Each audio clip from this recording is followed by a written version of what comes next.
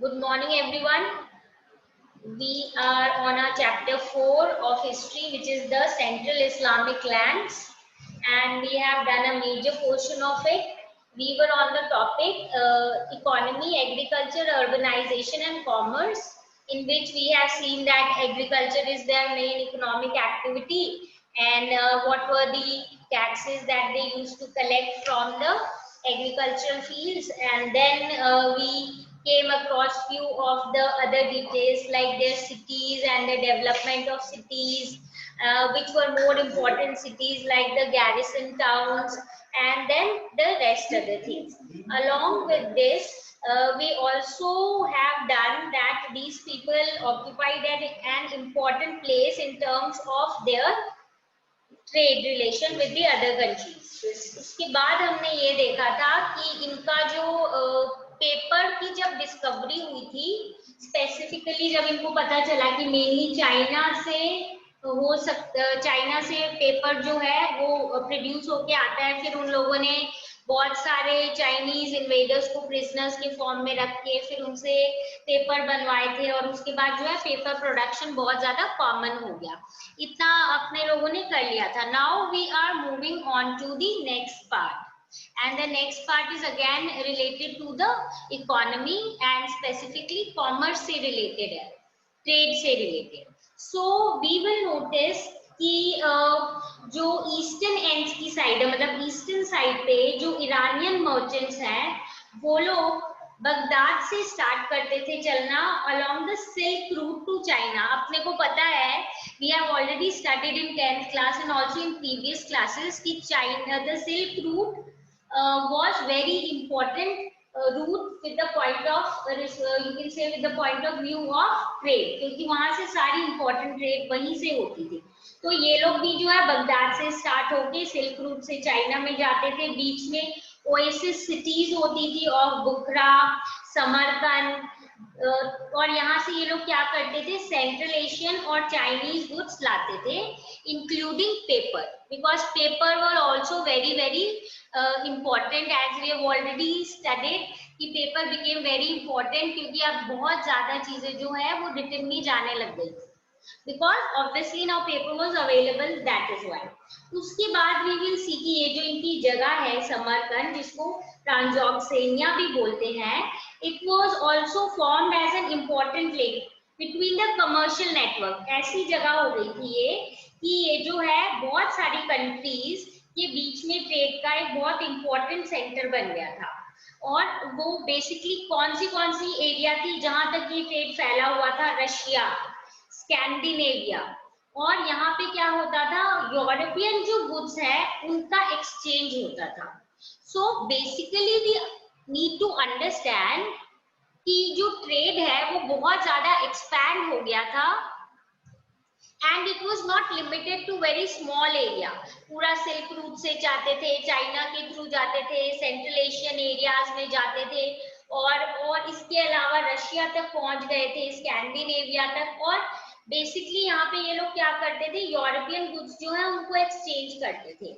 जैसे मेनली जो है अपने पास जो एविडेंसेस है, फर को वो लोग क्या करते थे, एक्सचेंज करते थे। और जो एक इम्पोर्टेंट चीज है, स्लैविक कैप्टिविटीज, ठीक है, यानी ये जो हम बोलेंगे स्लेव्स, जो टर्म आता है, स्लेविक भी बोल सकते हैं, कैप्टिव्स, यानी स्लेव्स जो हम बोलेंगे, पूरा ये जो टर्म आया है स्लेव, जो हमें पता है कौन होते हैं, when the human beings are bought and sold as commodities and then they are made to work really hard।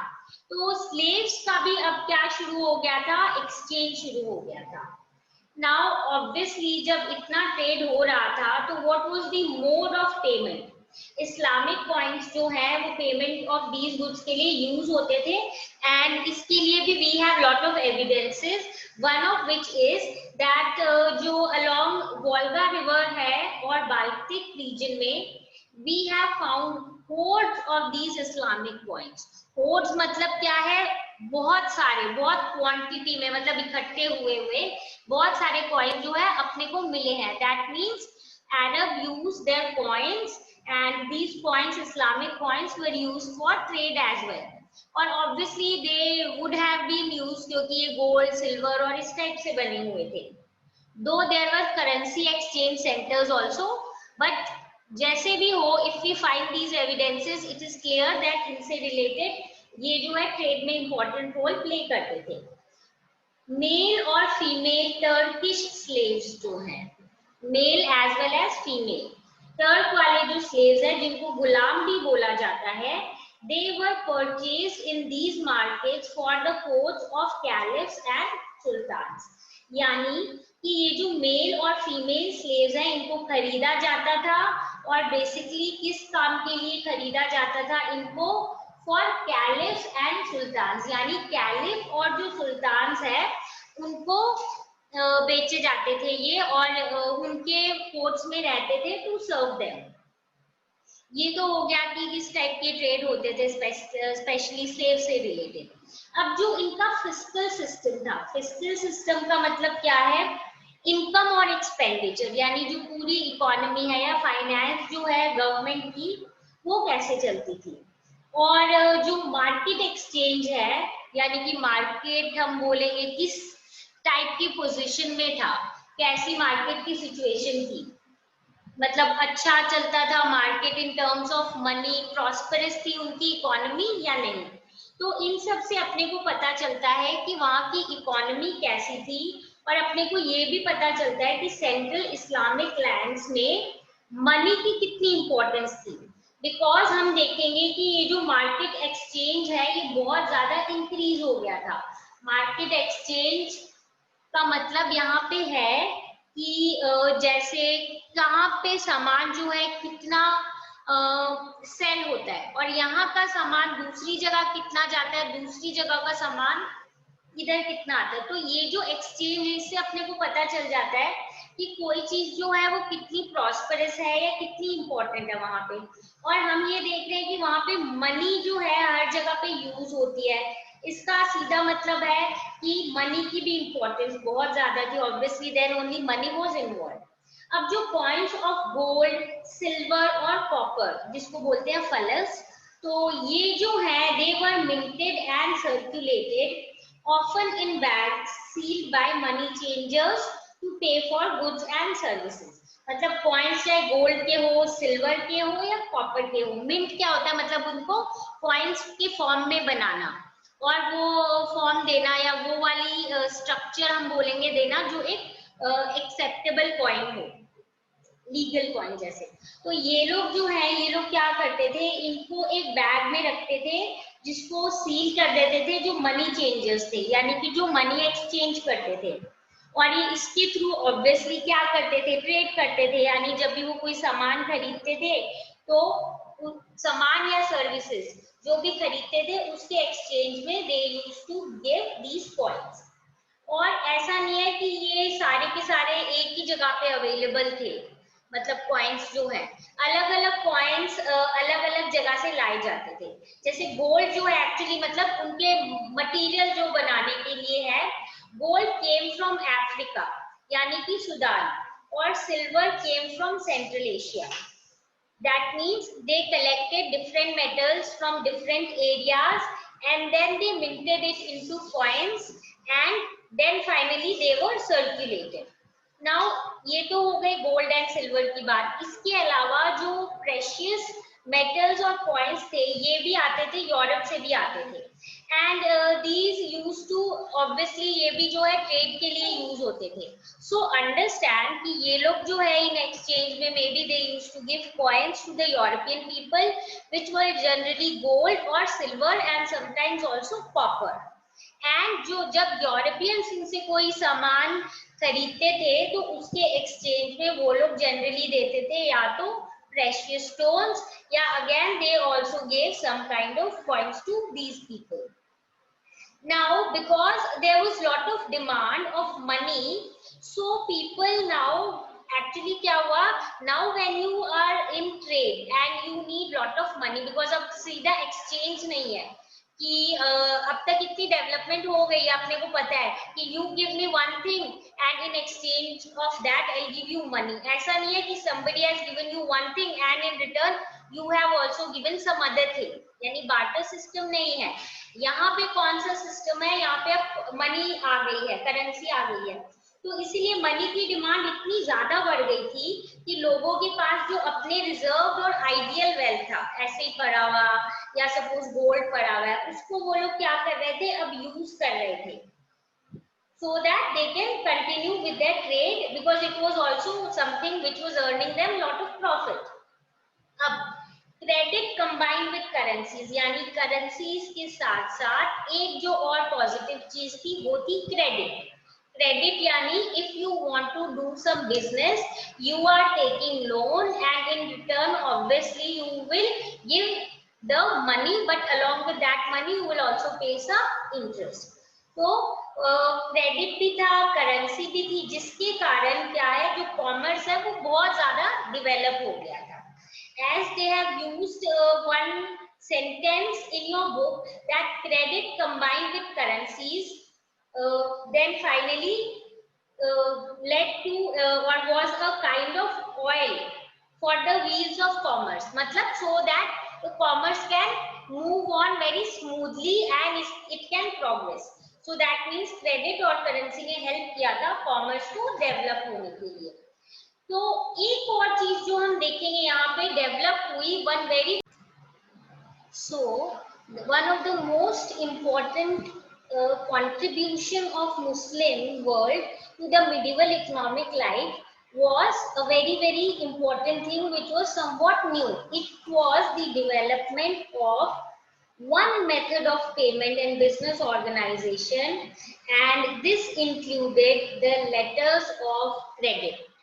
Very important thing, and in you can say Arabic language, the term used for them was, as you can see, SAC, SACC, or you can say it as SAC. Now ये letters of credit जो है, these are actually somewhere we can say the root of the word check. जैसे अपने अभी check होता है, that suppose you need to give some payment to somebody, you give that person a check, and obviously according to his bank account, and you have given the check of your bank, giving that person that particular amount of money. So it is very important. Why? Because you don't have to do really exchange of money. इसमें money involve नहीं होती है, आप directly एक page के through एक simple तरीके से you can give the money to whomever you want to give, or you can collect it, one and the same thing, ठीक है। अब इसीलिए it is considered very important, and somehow it is considered that these were the people who started this. Then we come across one more important thing, and this is called bill of exchange. Bill of exchange को क्या बोलते हैं, सुफ्ताजा। अब ये सुफ्ताजा क्या है, सुफ्ताजा is actually जैसे कुछ आपने सामान खरीदा है और आप उसकी जगह एक अपना बिल दे देते हो कि इतनी चीजें यहाँ पे एक्सचेंज किया, तो वो आगे जाके उसके बदले में मनी या फिर जो कमोडिटीज है वो ऑब्टेन कर सकते हैं। तो these things were very important. Why?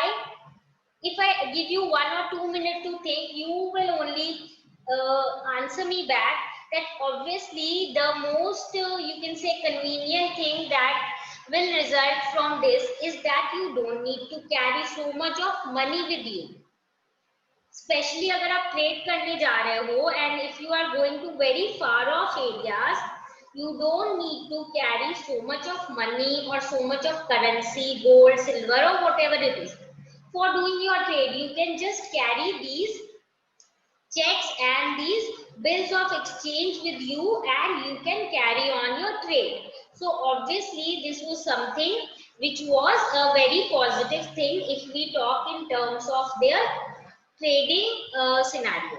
अब जो wide spread use of these commercial papers जो है, इसके कारण मर्चेंट्स को कैश नहीं ले जाना पड़ता था, इसीलिए उनकी जर्नी क्या हो जाती थी, सेफ हो जाती थी।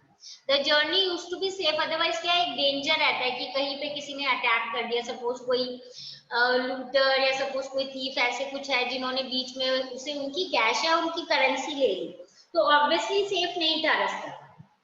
But with the coming of these commercial papers, things became easier and safer for these people.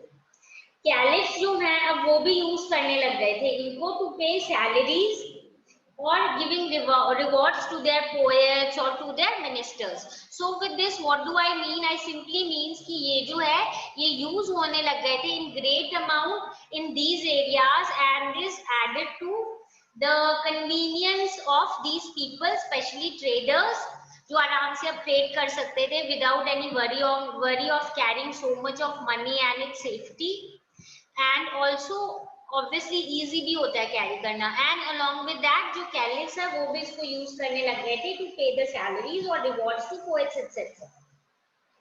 Now so with this we notice that their commercial thing was becoming more and more efficient, और वो अच्छे से trade कर पा रहे थे.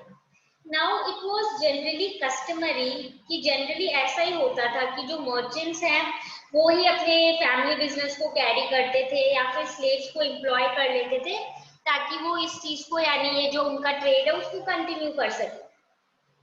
Formal business arrangements जो है जिनको बोलते हैं मुजरबा वर आल्सो कॉमन.